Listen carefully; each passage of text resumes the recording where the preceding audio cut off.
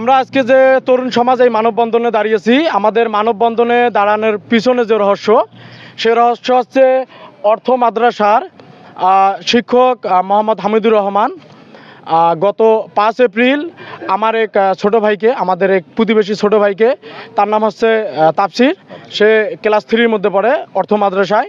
তাকে 5 তারিখ একটা প্রোগ্রাম ছিল খড়িবাড়ির মধ্যে, তাকে সেই প্রোগ্রাম চলাকালীন অবস্থায় মাঝ বরাবর অবস্থায় তাকে ধরে নিয়ে তারই মাদ্রাসার কিছু শিক্ষার্থী দ্বারা তাকে ধরে নিয়ে আসে এবং তাকে উলঙ্গ করে শারীরিক নির্যাতন করা হয় এবং বলাৎকার করা হয়।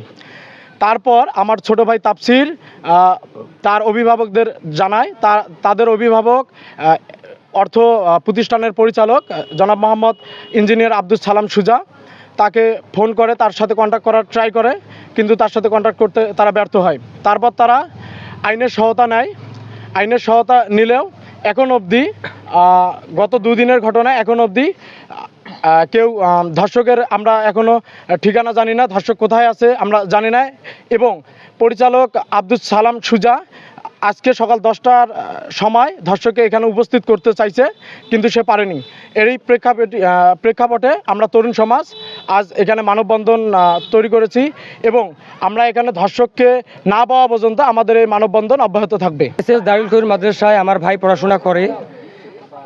এখানকার টিচার মোহাম্মদ হামিদুল ইসলাম আমার ভাইয়ের সাথে বলাৎকার করার পর আমার ভাই অসুস্থ হয়। আমরা ভাইকে চিকিৎসা দেই। চিকিৎসা দেওয়ার পর যখন আমরা আমার ভাইকে চিকিৎসা করার পর যখন আমরা মানববন্ধনে দাঁড়াই, সে আমাদের মানববন্ধন বাধা দেওয়ার চেষ্টা করে এবং হুমকি দেয়, অনেক প্রকার হুমকি দেয়। এবং যে হামিদুল ইসলাম আমার ভাইয়ের সাথে বলাৎকার করছে তাকে পালিয়ে যেতে সহযোগিতা করে এই প্রতিষ্ঠানের সভাপতি মোহাম্মদ ইঞ্জিনিয়ার সুজা। আমরা এর সর্বোচ্চ শাস্তি চাই এবং তার ফাঁসি চাই। যতদিন না পর্যন্ত তাকে আপনার গ্রেপ্তার হচ্ছে এবং তার সঠিক বিচার হচ্ছে, ততদিন পর্যন্ত আমাদের এই মানববন্ধন সচল থেকেই যাবে।